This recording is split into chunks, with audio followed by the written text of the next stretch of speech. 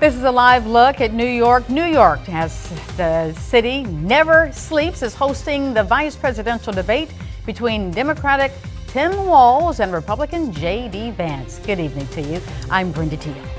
Appreciate you being with us, everybody. My name is Jeff Beinfor, and as Brenda said, there's a lot going on tonight with the vice presidential candidates. They have a lot of things to talk about, including the port strike and Iran's attack on Israel. Yeah, and another thing to watch out for as tempers flaring. Both VP nominees are letting their Midwestern roots on the campaign trail be known. Walz and Vance will make their pitches to voters across the country, with Vance expected to focus on the southern border and Walz zeroing in on abortion access and other reproductive rights.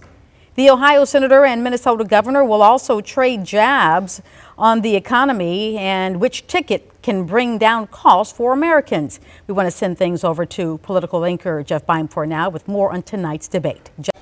Well, thank you, Brenda. We do have our debate reaction panel. They've done a great job for us in these roles. Over here is Louis Avallone from the Caddo Parish Republican Party. Thanks for being here, Louis. You bet. And over here is State Representative Stephen Jackson, representing District 2, Republican, Democrat. Got to make sure we have that represented quite well. On balance, how do you think this debate has gone thus far tonight, Stephen? I think it's gone. One, I have to commend both gentlemen for a very professional approach.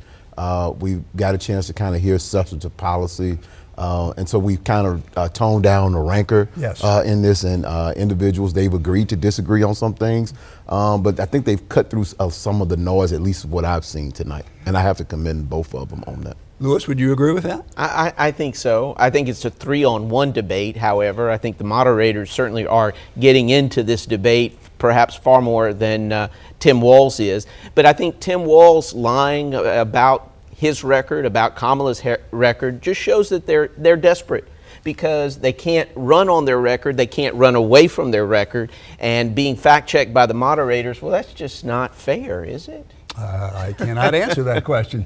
Maybe you can. Well, I think you always have to have somebody there to check the facts. You can't just run out and say anything and put it out as truth. And so having fact checkers, real-time fact checkers is real, because people shouldn't just be able to run out and say anything and put it out as truth. I think Tim Walz is doing a great job at explaining, one, why he's a good governor, why Minnesota leads the state, the nation, in a lot of positive areas like healthcare, reproductive rights, safety, things of that nature. And so I think he's doing a good job of showing why he would be a good complement to Vice President Harris should she become President of the United States. He's showing that he has the temperament and acumen to help play that supporting role. How about J.D. Vance? What was his strong point thus far in the evening, do you think, Louis? I think he's been on an even keel, and he's acknowledged where Tim Walz may be a good guy, may be in favor of some policies that they're on the same page with, but I think he recognizes that Tim Walz may want to do certain things,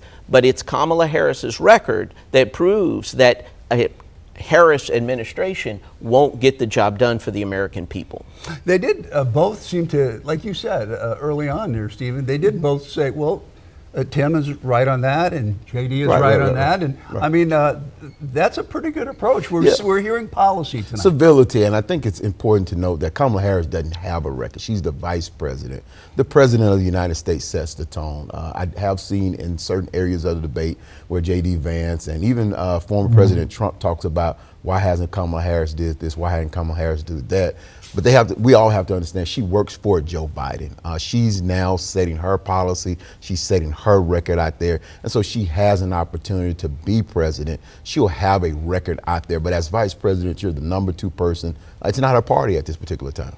Well, and is it fair, Louis, then to link Kamala Harris with Biden in terms of policy? Oh, absolutely. She's supported that policy. She's advocated for that policy. She's explained to the American people why they ought to be in support of those policies. Open borders, fentanyl coming across the border, human trafficking, sex trafficking.